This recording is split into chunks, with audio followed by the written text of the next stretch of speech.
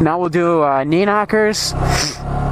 You get up on the bike, stick your foot in the bar back there, and get your knee in the center of the seat. And these will feel real weird. Cover handbrake, you know, clutch in, normal clutch up. And what you want to do when you clutch up is make sure you get all your weight on that left foot, whatever foot's in the bar. Like push down on the plate, get all your weight there. You don't want your weight on your right foot on the peg. That's gonna like tip you over to the side. And then these came quicker than sit downs for me. It feels weird, but you clutch up normally. Get that foot in the middle plate, knee in like the center of the seat, right on the hump. All your weight on that immediately on the clutch up. You want to like stand up very straight. You don't want to be like leaning back with it.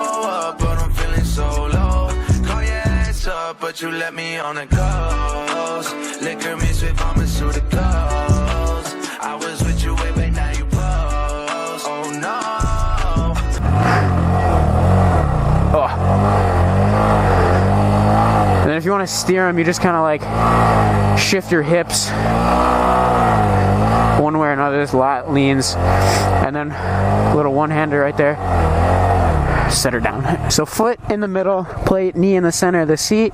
When you clutch up, all your weight goes on that center one, and kind of like stand up into the bike. Your body wants to be straight up and down.